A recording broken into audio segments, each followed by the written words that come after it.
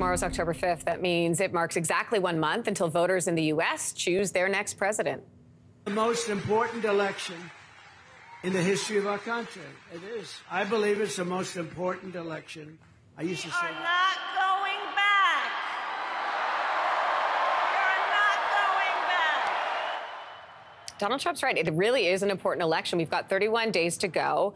Early voting is already underway in the U.S. Analysts say the race will come down to who can win over voters in a handful of the most competitive states. So let's break it down. For more on how the race is shaping up at this point, we're joined by Matthew Lebo, Chair of Political Science at Western University. Good morning. Good morning. Okay, so I understand there are, 7 swing states that could decide this election.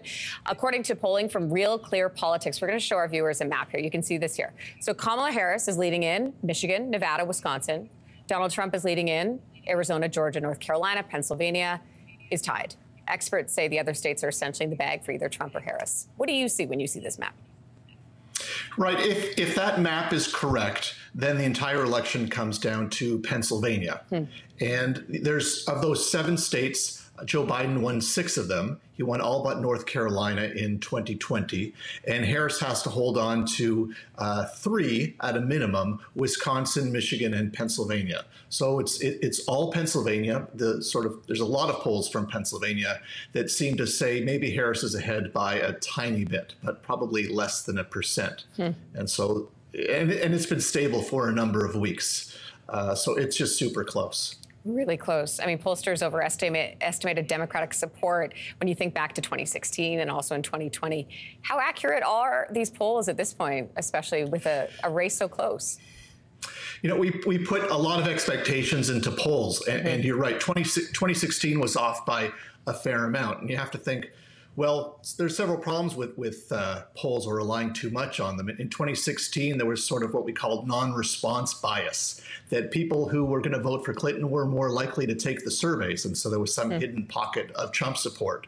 And then, you know, they asked people if there were an election held today, how would you vote? And then things change over the last few weeks of the election. So Hillary Clinton looked to be ahead by 6 or 7 points in the polls, was ahead by about 3% eventually, and that wasn't enough to carry the Electoral College. Sorry, go ahead. If the polls are off by as much now, or if, you know, people who are going to vote for Trump are as shy about it as they were in 2016 answering the polls, then he would be ahead at this point. I want to ask you about the Electoral College, because Kamala Harris is leading in opinion polls, but the race will be decided by the Electoral College. The latest polling average from Real Clear Politics shows Harris with 49.3% to Donald Trump's 47.1%. So how much of a lead does each candidate really need to win the Electoral College and the presidency? Right. If Donald Trump manages to get more votes than Kamala Harris, then it's pretty certain that he would win the Electoral College as well. But Harris perhaps needs to win by 2, 3, 4% in order to win the Electoral College. You know, winning by more than 1 vote in a state, those votes don't count towards the Electoral College. So when Harris wins California by 10 million votes, that'll put her percent of the popular vote up. But she needs to rack up the Electoral College votes and those state-by-state votes. And that advantage for the Republicans is it's not permanent. It varies from one election to the next, but it was definitely there in 2016 and 2020, and some of it is still there now. Let's talk about the issues. The Pew Research Center asked voters to name their biggest priorities. The top 3 are the economy, healthcare, and I found this one interesting: Supreme Court appointments. Where do voters sit on these issues? Who do they favor? Well, the economy, Kamala Harris's ratings on the economy have gone up the last few weeks. She's put out more policies, given more speeches about the economy, and people are putting a little more confidence in her. There'll be a jobs report this morning. You know, it's possible that with what's going on in the world, that gas prices will go up, and that could hurt Biden-Harris.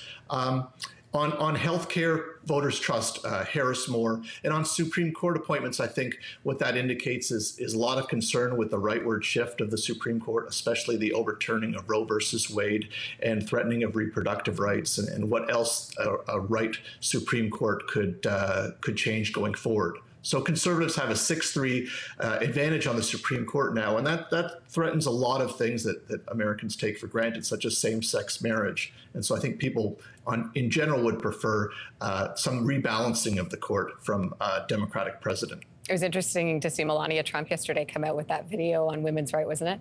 Something we'll break down a little bit later. Matthew Lebo, thanks so much for your time. Appreciate it. You're welcome. Still. If you liked that video, make sure to subscribe to the Your Morning YouTube feed, where you can find all kinds of new content posted every weekday morning.